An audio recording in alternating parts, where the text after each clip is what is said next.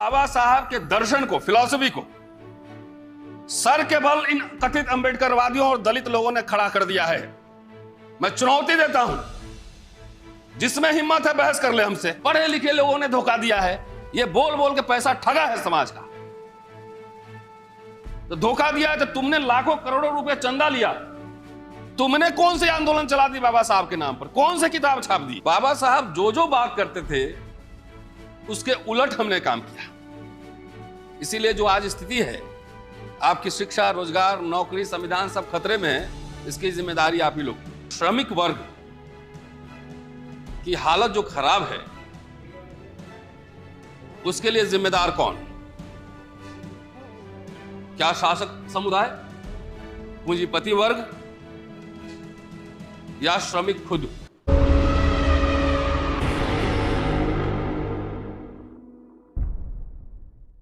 पर्व मना रहे हैं, इस अवसर पर मैं क्या बोलूं। पूरे देश भर में पिछले 2 सालों से संविधान बचाओ एक मुद्दा बना हुआ है।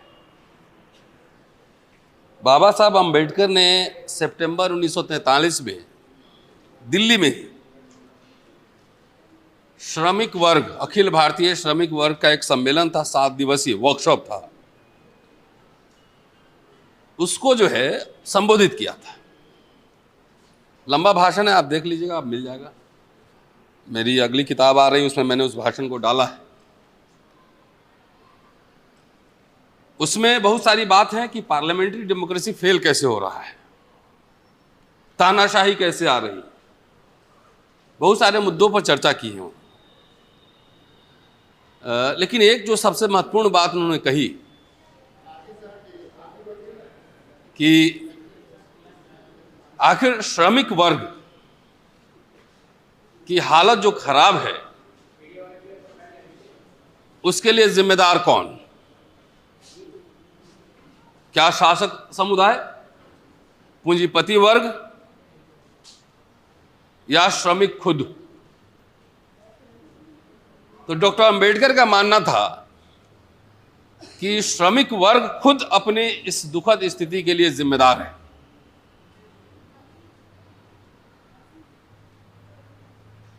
सत्ता ज्ञान से आती है और श्रमिक वर्ग के नेताओं को और श्रमिक वर्ग को चाहिए कि रूसो के social contract theory, Karl Marx का कम्युनिस्ट मैनिफेस्टो, ये किताबें पढ़ें। डॉक्टर अंबेडकर का सबसे जो अगर माने कि आपका मिशन स्टेटमेंट क्या है, शिक्षा, शिक्षा है। मैं ये सवाल पलटता हूं और अपने समाज से मैं दलित वर्ग पे फोकस करूंगा। बाकी अन्य समुदाय को लगे अच्छा तो उसको आप लागू कर सकते हैं, इंप्लीमेंट कर सकते हैं, नहीं अच्छा लगे तो कोई बात नहीं। मैं पूरा 85-90 का मैं कोई ठेका नहीं लेता, कोई जिम्मेदारी नहीं लेता। सबको अपनी अपनी जिम्मेदारी लेनी चाहिए और उसको अपना काम करना चाहिए। डॉक्टर अंबेडकर के जीवन में अस्पृश्य कहां है? अनटचेबल्स, शेड्यूल कास्ट कहां है? उनके केंद्र में है सिर्फ शेड्यूल कास्ट। बाबा साहब का नाम होता है, संविधान पर मना रहे हैं, संविधान बचा रहे हैं, लेकिन बार बार जो मैं सवाल उठा रहा हूं, और अपने नहीं उठा रहा हूं, बाबा साहब के राइटिंग से ही उठा रहा हूं, क्या शिक्षा और रोजगार दलित विमर्श के केंद्र में है? नहीं।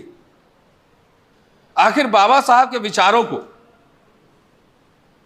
किसने पलटा? हमने पलटा। इसको जिम्मेदारी को स्वीकार करिए। बाबा साहब जो बात करते थे उसके उलट हमने काम किया। इसीलिए जो आज स्थिति है, आपकी शिक्षा, रोजगार, नौकरी, संविधान सब खतरे में है, इसकी जिम्मेदारी आप ही लोग की। बाबा साहब कभी अनरियलिस्टिक ड्रीम्स नहीं देखते थे, छोटे छोटे काम करते थे। मेमोरेंडम लिखते थे, डायलॉग करते थे, रूलिंग क्लास डायलॉग करते थे। 1942 का the grievances of schedule caste, अनुसूचित जाति की शिकायतें, मेमोरेंडम जाके पढ़िए। बाबा साहब के नाम पे सब संगठन चल रहे हैं, राजनीति हो रही, कोई बाबा साहब पे रिसर्च किताब नहीं छापा किसी ने। एक सीरियस एकेडमिक रिसर्च, लाखों करोड़ों रुपए चंदा जा रहे हैं, लाखों करोड़ों। एक सीरियस बोले हैं कि एक किताब छापना है, उसके लिए फंडिंग कीजिए, कोई पैसा नहीं देगा। देगा? झूठ बोलूंगा, झूठ, तब आप पैसे दे देंगे। सच बोलने पे नहीं निकलता है पैसा। आपके पूरे विमर्श में कहीं ज्ञान का विमर्श है? सबके घर में राइटिंग स्पीचेस की वॉल्यूम्स पड़ी होंगी, ऑनलाइन भी अवेलेबल है। क्या उस पर पढ़ते हैं? क्या हम लिखते हैं? क्या हम सोचते हैं? बाबा साहब के नाम पे दुकानदारी, राजनीतिक दुकानदारी भी चल रही है। बाबा साहब की सांस्कृतिक विरासत पर चर्चा की आपने? उसमें कुछ लिखा नहीं। पढ़े लिखे लोगों ने धोखा दिया है, ये बोल बोल के पैसा ठगा है समाज का। तो धोखा दिया है, तो तुमने लाखों करोड़ों रुपए चंदा लिया, तुमने कौन सी आंदोलन चला दी बाबा साहब के नाम पर? कौन से किताब छाप दिए? कौन सा रिसर्च किया? कौन से 5 बच्चे पढ़ाए? बताइए, इसका जवाब सवाल पूछा जाएगा। अनरियलिस्टिक ड्रीम्स, ब्राह्मण को विदेश भेज देंगे, हम देश का हुक्मरान बन जाएंगे, बोलने आता है। 2-2 घंटा भाषण करा लो, अल बल सल आए बाएं शाएं भाषण होते रहेगा। तो अकाउंटेंट जनरल कौन बनेगा? सॉलिसिटर जनरल कौन बनेगा? चाइना पे बात करना है, डिप्लोमेटिक रिलेशन पे है आदमी। कोलिजियम पे आप लिखे इधर, आप में से कितने के बच्चे वकील बन रहे हैं? वकील बनने के लिए, पत्रकार बनने के लिए, इंटेलेक्चुअल बनने के लिए 20 साल मेहनत लगता है। एक किताब लिखने के लिए 4-4 साल काम करना पड़ता है। कितने के बच्चे हैं जो कह रहे हैं कि बीए करके हम वकालत करेंगे, हम जाके कोलंबिया यूनिवर्सिटी में पढ़ेंगे, ऑक्सफोर्ड में पढ़ेंगे, हम 20 साल मेहनत करेंगे। कौन पढ़ा रहा है? कौन कह रहा है मेरा बेटा हिस्टोरियन बनेगा, मेरी बेटी सोशियोलॉजिस्ट बनेगी, हिस्टोरियन बनेगी? है हवा में लड़ाई होता है। 4 ढंग के इंटेलेक्चुअल नहीं है आपके पास जो सत्ता और सरकार के सामने सीना तान के खड़ा हो जाए। हवा में दलितों को मैं खास तौर से आगाह कर रहा हूं, हम राजा बन जाएंगे। बाबा साहब बोले थे राजा बन जाएंगे। बाबा साहब के पूरे फिलॉसफी में कह रहे हैं उसी ग्रीवांसेस ऑफ शेड्यूल कास्ट में कि 1056 आईसीएस में से सिर्फ एक शेड्यूल कास्ट है। सीपीडब्ल्यूडी ठेकेदारी में एक शेड्यूल कास्ट है।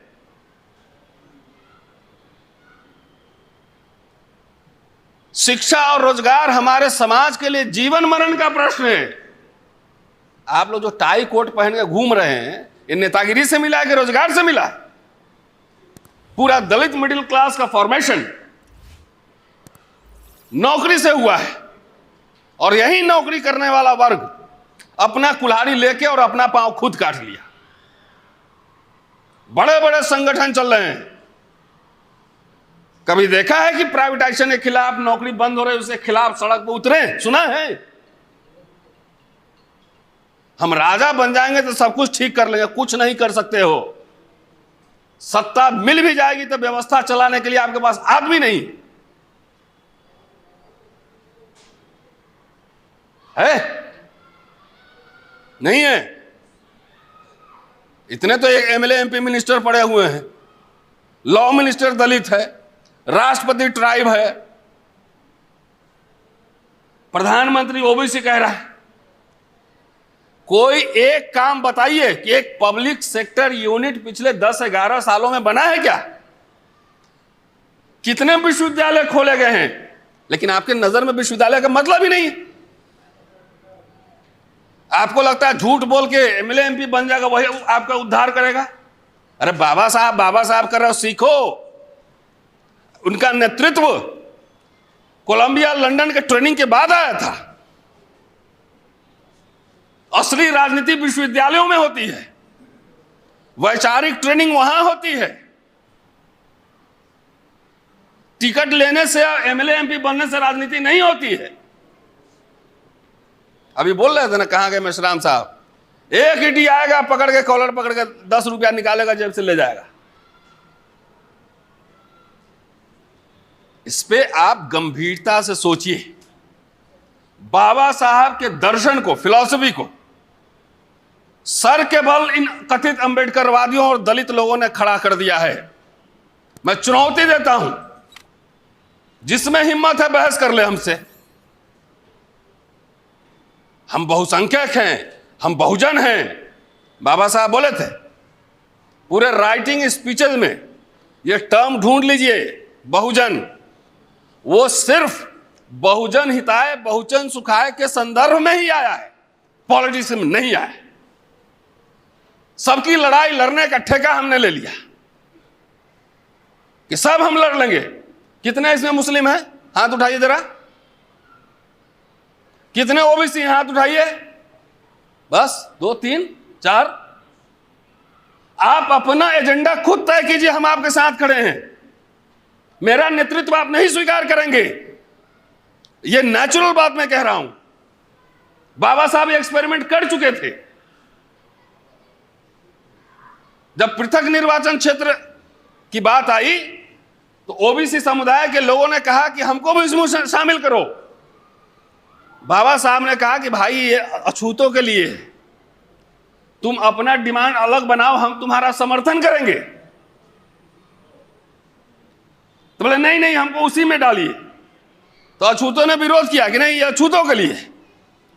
तो पिछड़ा वर्ग के नेताओं ने ब्राह्मण से ज्यादा विरोध किया पृथक निर्वाचन क्षेत्र का। आज उस समय वो बात अगर समझ गए होते तो आज हमको ये सब लड़ने की जरूरत नहीं होती। इसीलिए मैं कहता हूं ना, अपना नेतृत्व, अपना वैचारिकी खुद पैदा कीजिए, उसके बाद हम लोग बैठ के बात करेंगे, कॉमन मिनिमम प्रोग्राम बनाएंगे। ये दलित सबका दिमाग खराब हो गया है। हम बहुजन हैं तो हम ये हैं, कुछ नहीं, दलित हो, शेड्यूल कास्ट हो, यही रहो, उतने में लिमिट रखो। सबकी लड़ाई लड़ने चल दी है और अपना गायब हो गया। बिना आंदोलन के 10% रिजर्वेशन आ गया। आप अपनी लड़ाई लड़ ही नहीं रहे हो, अपना बचा ही नहीं रहे हो। ये स्लोगन अच्छा लगता है, हम बहुजन हैं, धन धरती बट के रहेगा, हम सत्ता ले लेंगे। कहां है दिखाओ 85%। एक मुद्दा पे तो बाहर निकलो, शिक्षा के सवाल पे ही बाहर निकलो, नहीं निकलते। और मैं जब कहता हूं कि बाबा साहब के विचारों को उल्टा कर दिया है अंबेडकरवादियों ने, तो मैं दावे के साथ सही कहता हूं, मैं पॉइंट्स बना के चलता हूं। बाबा साहब की पूरी जिंदगी यह साबित करने में लग गई कि हम माइनॉरिटी हैं, हम अल्पसंख्यक हैं। 1-2 जनरेशन नौकरी क्या कर लिए, चल दिए, दिमाग खराब हो गया। आरएसएस बीजेपी समझ गया है कि बाबू लोग 20 लाख जो तैयार हुआ है, सरकारी बाबू लोग, इसका दिमाग ज्यादा खराब हो गया है। तो नौकरी खत्म कर दो, अपने आप चला जाएगा प्रकृति के गोद में, खेत में खटिया पे बैठेगा, मजदूरी करेगा, तो मोटापा उटापा जो निकला सब ठीक हो जाएगा।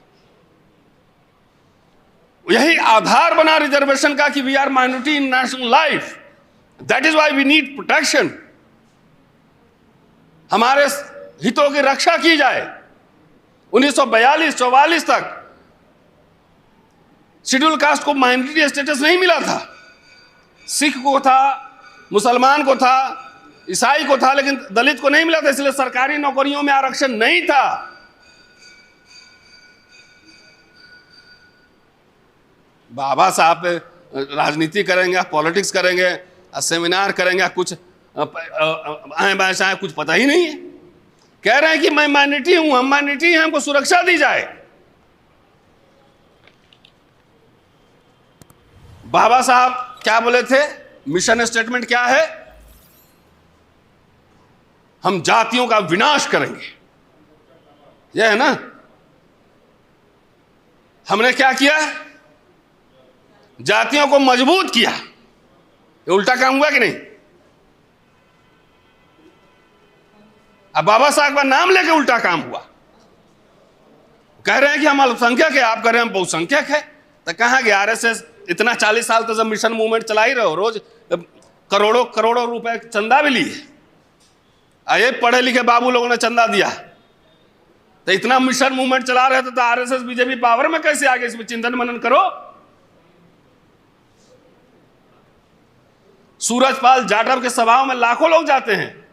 बाबा देखा होगा, स्टैम्पीड हुआ था। आपकी सभाओं में क्यों नहीं आ रहे हैं? कौन सा मिशन मूवमेंट चल रहा है कि मिशन मूवमेंट के नाम पे दुकानदारी चला रहा है? बाबा साहब और बोले थे,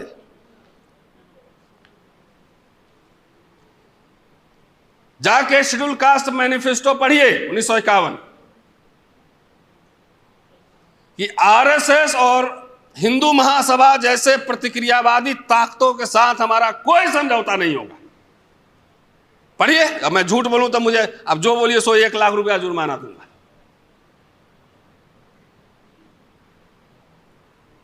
तो क्या कहें? तो कुछ लोग जो है डायरेक्ट चला गया आरएसएस बीजेपी में, समझौता कर लिया। अब कुछ लोग नकाब पहन के तू चल मैं आई, तू चल मैं आई। जितने पार्टी बन रहे हैं जात जात को, समझ लो सब बीजेपी से पैसा लेके बना रहा है। देश में 2 ही खेमा है, तीसरा खेमा का कोई गुंजाइश नहीं है। या तो सीधा बोलो कि हम आरएसएस बीजेपी में जा रहे हैं, नकाब उतारो, लेकिन एक सांपनाथ एक नागनाथ है ना, कुछ अकल के नाम पे ढेला है इस दलित मिडिल क्लास को। तो सांपनाथ नागनाथ, तो सांपनाथ के काल में तो कपड़े पहनने को मिले, नौकरियां मिली, शिक्षा मिली, वजीफा मिला, फेलोशिप मिला, सब मिला, तब छीन कह रहा है। ले बाबा साहब ने संविधान में कर दिया था, तो बाबा साहब को पढ़े हो कभी ठीक से? बाबा साहब अपने विचारों के साथ भी समय के हिसाब कॉम्प्रोमाइज करते थे। स्टेट एंड माइनॉरिटी में उन्होंने स्टेट सोशलिज्म की बात की थी, फिर जाके संविधान सभा में नीति निर्देशक सिद्धांत में समझौता कर लिया। यह था कि जहां होगा जरूरत हम स्टेट ओनरशिप रहेगा, प्राइवेट ओनरशिप भी रखेंगे। तो नेहरू जी, इंदिरा जी, बाकी लोग अगर उनके इसके विचार को नहीं मानते, विश्वविद्यालय नहीं खोलते, पब्लिक सेक्टर यूनिट नहीं खोलते, ओएनजीसी नहीं खुलता, सेल भेल गेल नहीं खुलता, बैंक का नेशनलाइजेशन नहीं होता, फ्री में शिक्षा नहीं मिलती, आप अपने दिल पे हाथ रख कर सोचो कि आपके पिताजी और उससे थोड़ा पहले आपके दादाजी क्या करते थे, जरा सोच लो।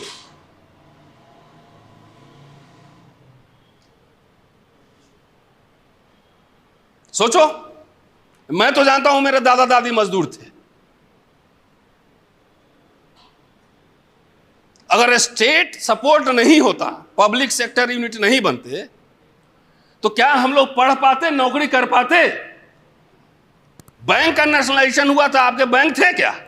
सांपनाथ, नागनाथ, कांग्रेस आरएसएस की मां है, ये सब आरएसएस बना के देता है, और आप लोग रट्टू तोता की तरह रटते हैं। हमने इमरजेंसी पे भी बात की, जिसके लिए काला पीला दिन होगा, मेरे लिए नहीं था। हम तो सुरक्षित थे, हमें राइट्स प्रोटेक्ट हो रहे थे, कोई दलितों को पीट नहीं रहा था, डरता था कि मारेंगे तो पुलिस पकड़ के थाना में बंद कर देगी। आप में से जो भी 60 साल की उम्र के होंगे जरा याद कीजिए।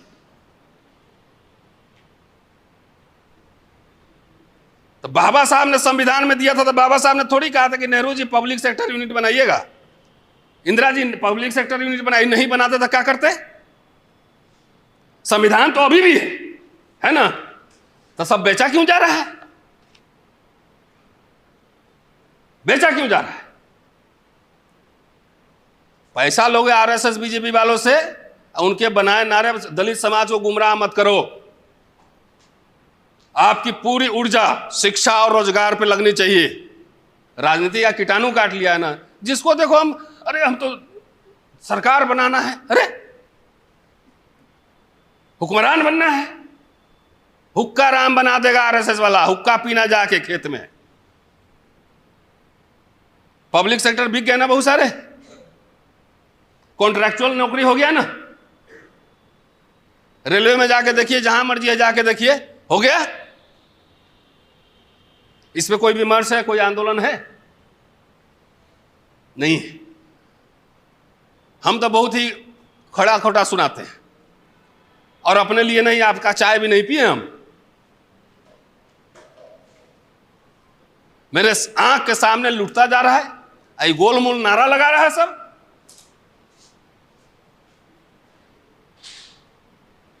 अभी क्या ऑप्शन है आपके पास? तीसरा मोर्चा बना रहे हैं, पार्टी बना रहे हैं, इसका मतलब आपको पैसा आरएसएस और बीजेपी दे रहा है सीधा, कोई इधर उधर की बात नहीं। कांग्रेस बड़ी पार्टी है, बीजेपी बड़ी पार्टी है, अकेले चुनाव लड़ सकती है क्या? बताओ आप मुझे। यहां देखो, दलित सभा दिमाग खराब है, जात जात के पार्टी बना रहा है, कुछ निर्लजता से हिंदू राष्ट्र की पालकी ढो रहा है, कुछ पीछे से नकाब पहन के। भाई सब आपके, हम इसने क्या किया, उसने, तुमने क्या किया भाई, ये बताओ। भाई मैं तो दावे के साथ कह सकता हूं कि आपसे 1 रुपया लिए बगैर रोस्टर की लड़ाई हमने लड़ी थी विश्वविद्यालयों से, और सुप्रीम कोर्ट के जजमेंट को पार्लियामेंट से टर्न डाउन कराया था कि आपके बच्चे प्रोफेसर बनेंगे। कराया था कि नहीं? नहीं पता होगा। लेकिन आप लोग जो है ना, एहसान फरामोश आदमी है, किसी को थैंक यू भी नहीं बोलते, खाली गाली देते हैं। बैंक का नेशनलाइजेशन हुआ तो एजीएम डीजीएम हमारे लोग भी बने ना। कभी किसी सभा में ये सुना कि थैंक यू इंदिरा जी, दलितों की अम्मा बन गई थी, सरकारी दामाद कहे जा रहे थे दलित, तो जिसको खटिया पे नहीं बैठने देता था वो सरकारी दामाद बन गया, वो इंदिरा दलितों की अम्मा बन गई। कभी शुक्रिया बोला आपने? अगर राजीव गांधी ने स्पेशल रिक्रूटमेंट ड्राइव चलाया, आपको याद होगा, तो सरकारी नौकरी में 88-89 कि SC ST के लिए स्पेशल रिक्रूटमेंट ड्राइव चला दिया, शुक्रिया बोला? नहीं, वो भी सांपनाथ है, वो भी नागनाथ है।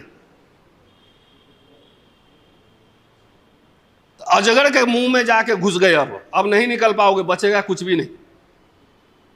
किसी को थैंक यू नहीं बोलते हैं, किसी को शुक्रिया नहीं बोलते हैं। जब बुद्ध जयंती पे जवाहरलाल नेहरू ने छुट्टी की घोषणा की, बाबा साहब ने बोला शुक्रिया पंडित जी, शुक्रिया Nehru ji, thank you.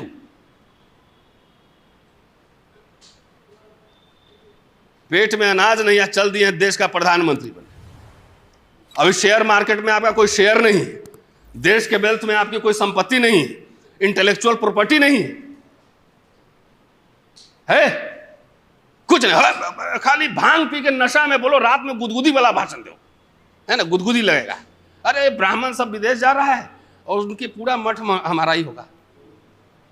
Election के समय आरएसएस वाला समझा देगा कि मुसलमान लोग विदेश जाएगा तो उनका हवेली आप ही का होगा, रात में खूब गुदगुदी लगता है।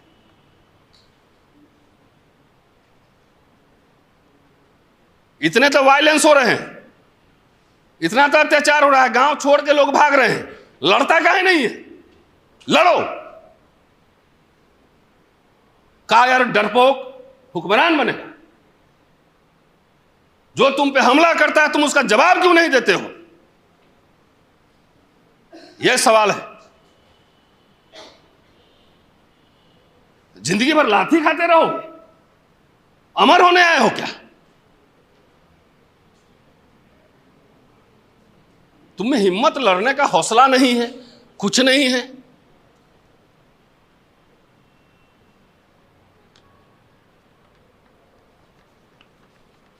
बड़ा अच्छा अच्छा नारा सब मैं खाली पढ़ता हूं, याद करता हूं।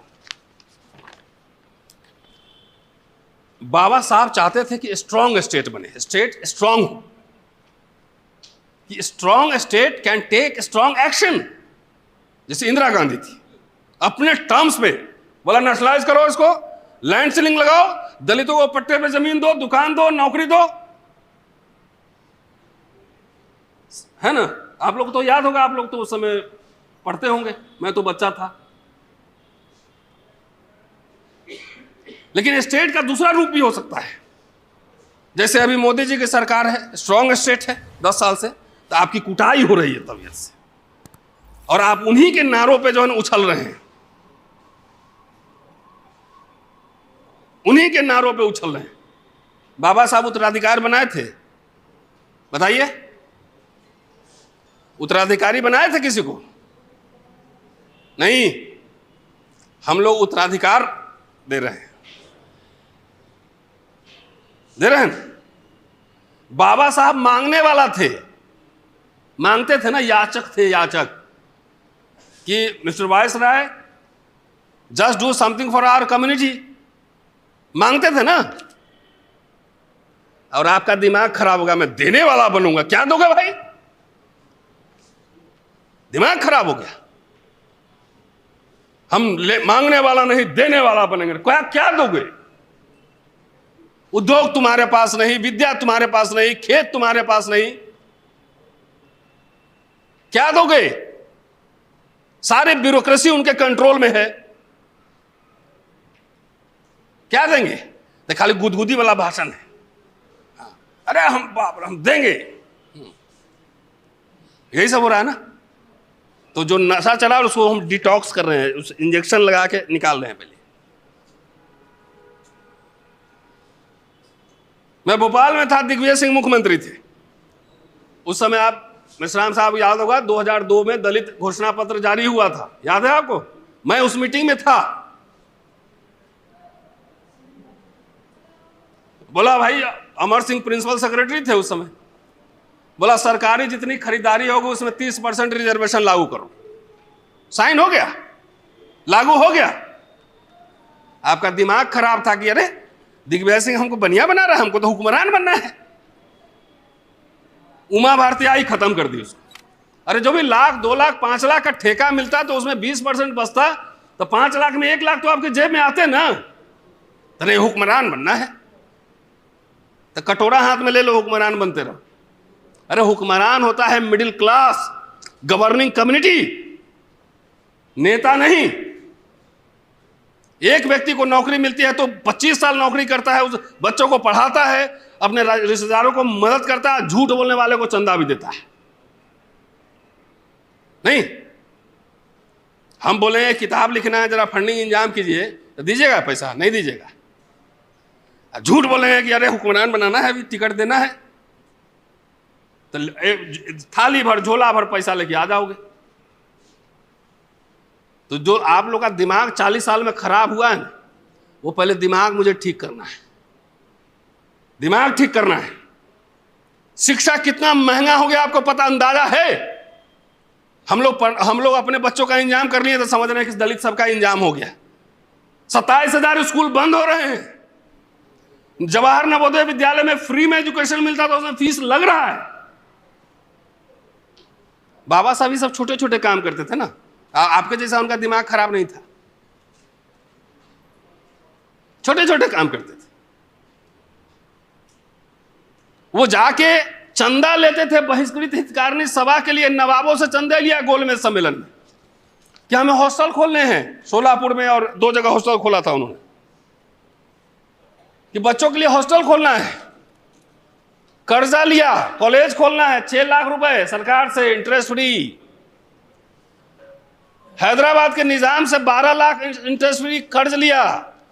जमीन मांगा 54 एकड़, मिलिंद कॉलेज खुला हुआ है, जाके देख लीजिए। प्रिंटिंग प्रेस खोलते थे, अखबार निकालते थे, छोटे छोटे काम करते थे। और उस छोटे काम का नतीजा है कि भारतीय गणराज्य में महज 25-30 साल में 20 लाख सरकारी कर्मचारियों की फौज बन गई, और उसी कर्मचारियों का दिमाग खराब हो गया।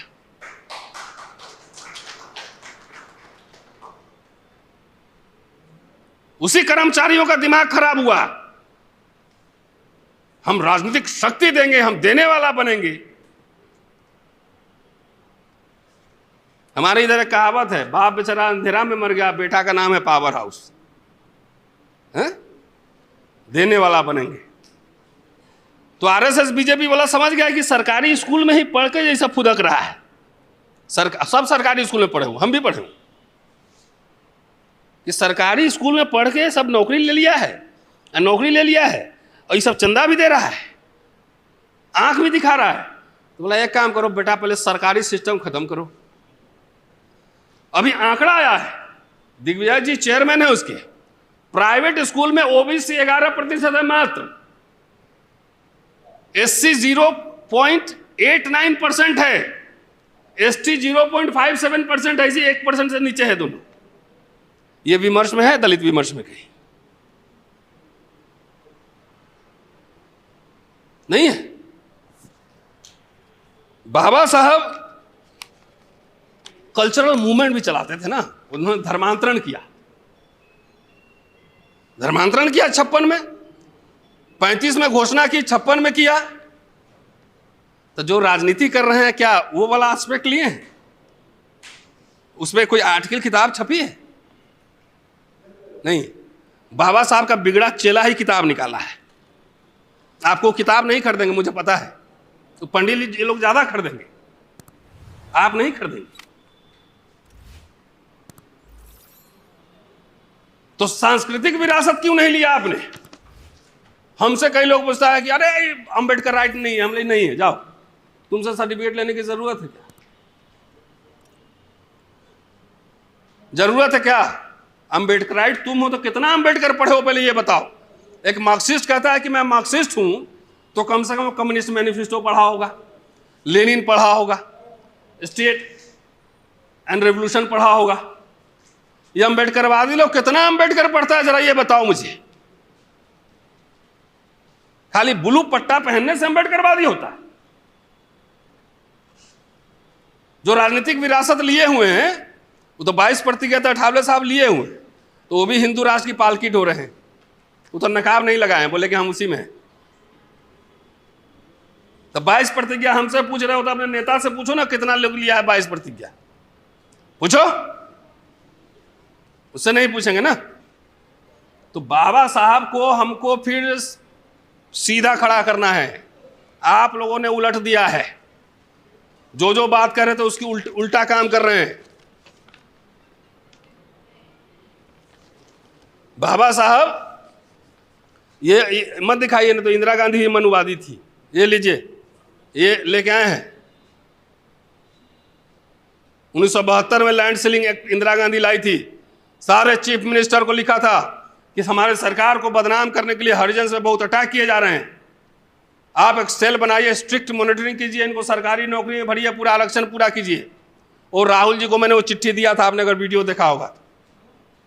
नहीं, इसके लिए शुक्रिया नहीं बोलेंगे, नहीं। पट्टे पे यहां दुकानें खुल रही थी, हम तो ये कह रहे हैं, हम तो अभी मिलेंगे राहुल जी से, कहेंगे कि कुछ नहीं, इंदिरा जी ने जो किया था वही वापस ले आओ, हो गया काम खत्म। हम नहीं सरकार बना सकते हैं भाई, दलित सरकार नहीं बना सकता है। दलित का नेतृत्व ने पिछड़ा नहीं स्वीकार करेगा, कोई स्वीकार नहीं करेगा। यह तथ्य है, इसको स्वीकार करिए।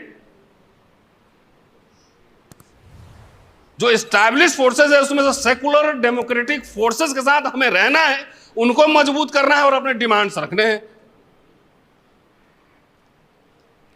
प्रधानमंत्री नहीं बनाया, ये नहीं बनाया है, तो बन लो ना अपने से, काहे नहीं बनते हो? कुछ इतिहास पता है? जगजीवन राम को धोखा दे दिया। जगजीवन बाबू का जितना योगदान है आपके जीवन में ना, इंदिरा जी का, शर्म करिए। उनकी जयंती तक नहीं मनाते हैं आप, उनको याद तक नहीं करते हैं आप। पकड़ पकड़ के नौकरी मिल रहा था, पकड़ पकड़ के। नहीं पढ़ा, चलो माली लगो परमानेंट। तो जगजीवन राम भी चमचा हो गए, इंदिरा गांधी मनुवादी हो गई, तो आपका हो गया दिमाग खराब। अब आपको कोई नहीं बचा सकता है, कोई नहीं बचा सकता है। जिस क्लास के प्रति लोगों में थोड़ी बहुत सहानुभूति भी थी, नहीं, अरे बेचारा बहुत दमन हुआ है हजारों साल, चलो थोड़ा मदद कर देते हैं इसकी। सबको गाली दे दे के आप लोगों ने सबको शत्रु बना दिया। अब आपको कोई पूछने वाला नहीं है, आपकी वोट की कोई कीमत नहीं है। नहीं समझ में आ रहा है? बेलची कांड हुआ था तो इंदिरा गांधी हाथी में बैठ गई थी। अब रोज कांड हो रहा है हरियाणा में, उत्तर प्रदेश में रोज आ रहा है। कोई जा रहा है आपके पास? हुक्मरान बनेंगे ना? दिमाग ठीक कीजिए, अपने मिनिमम डिमांड्स पे आइए, जो पुराने दिन थे वही वापस लाइए, हमारे बच्चों को शिक्षा फ्री का मिले। अभी लोग चला रहा था कौन मैंने किसका धोखा दे दिया, कौन मैंने गद्दारी कर दी, क्या कर दी, क्या क्या चला रहा था वीडियो सब, हरिजन दर्जन। तो हम बोले हाँ भाई, हम तो मजदूर का पोता है, हैं? बाप मेरे छोटे से क्लर्क थे, तुम तो नवाब के घर में पैदा हुए हो, बहन जी बैठती है तो बगल में तुम्हारा सिंहासन लगता है ना? नहीं, चिराग पासवान अपने मर्सिडीज में तुमको बैठा के चलता है, माधी जी तुमको माथा पे लेके घूमते हैं। नहीं, ये सब टर्म सब देखिए जरा। अपना खर्चा चलाने के लिए चंदा मांग रहा होगा। हमारे यहां 10 लोग रोज परमानेंट खाना खाते हैं, ये सबको पता है। हम दरिजन हो गए, हम दरी बिछा रहे हैं। अच्छा है हम कार्यकर्ता हैं, कार्यकर्ता को दरी बिछाना चाहिए। अब तुम नवाब हो,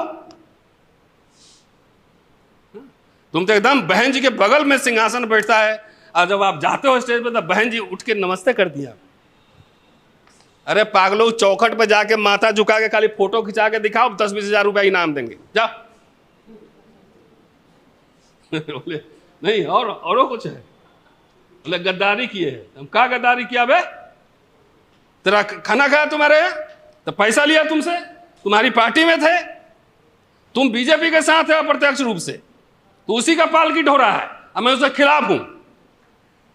जितना ही दलित संगठन सब है भाई, तीसरा टर्म बीजेपी पावर में ना, तो हल्ला बोल तो सरकार पे होता है ना, इसमें नहीं बोलेगा। अब देख लेना, आरएसएस बीजेपी नहीं बोलेगा, कांग्रेस ने खराब कर दिया है, ये कर दिया है। अरे वो तो पावर में भी नहीं है। तेरे बच्चों को मिला 40,000 का वजीफा एमफिल पीएचडी करने के लिए, शर्म कर। अब कहां मिल रहा है पता करो जरा। फिर पागल सब, ये पागल समाज को ठीक करना है मुझे। मेरे कहने पे रामलीला ग्राउंड जिस दिन भर दोगे, सरकार झुका देंगे। लेकिन आप नहीं, हम राजा बनेंगे, एमपी बनेंगे, वाह, है ना, एमपी बनेंगे। अरे हमें कुछ ना बनना है। अब बनना होगा तो आपके रोके रुकेंगे भी नहीं, ये भी तय है। आपके कहने से मैं हिंदू कॉलेज में नहीं पढ़ा रहा हूं, और उसमें आपका कोई कंट्रीब्यूशन नहीं है, कोई कंट्रीब्यूशन नहीं। हम अगर पॉलिटिक्स भी करते हैं तो अपने लिए कभी कोई डिमांड की कोई बता दे कि रतनलाल अपने लिए मांगने गया है कहीं कि मुझे दीजिए, नहीं। हम हर समय समाज के लिए, लोकसभा चुनाव के पहले भी राहुल गांधी से मिले थे, दलित इमेंसिपेशन मैनिफेस्टो 7 पॉइंट दिया था, और मैनिफेस्टो उठा के देख लीजिए, पेज नंबर 26 में डला हुआ है। खाली एजुकेशन, वजीफा, स्कॉलरशिप, विदेश पढ़ाई, हम किसी से कोई मांगेंगे नहीं। तो छीन रहा है, कुटाई कर रहा है, अलग से हो रहा है ना। आईएएस लोग डर के मारे नहीं बोल रहा आजकल, मैं जानता हूं।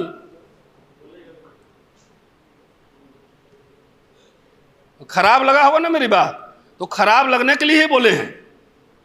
मीठी टिकिया नहीं देते, मीठी मीठी गुदगुदी वाला भाषण नहीं करते हम, सॉरी। एक भी नेशनल एजेंडा, एक आदमी को सीएम बनाना हमारा मकसद नहीं, एक आदमी को पीएम बनाना मकसद नहीं। दलित एजेंडा क्या होगा ये हमारा मकसद है। ओबीसी के साथ ही बैठे हुए हैं, एक बात ईमानदारी से मुझे बता दीजिए, अर्जुन सिंह का बर्थडे मनाते हैं? नहीं मनाते ना। तो इतना एहसान फरामोश समाज है।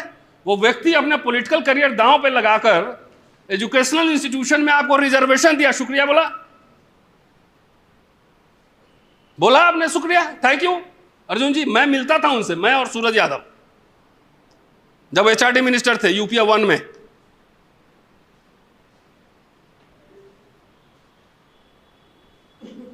VP सिंह, अर्जुन सिंह को तो लेके आपको माथा पे घूमना चाहिए था, आप नहीं करते। बताइए, सब जगजीवन राम को भी गाली दे रहा है। अरे उस समय जो नौकरी करते थे उनसे जाके पूछिए, सबको गाली दे रहे हैं कि हम खुद सरकार बनाएंगे।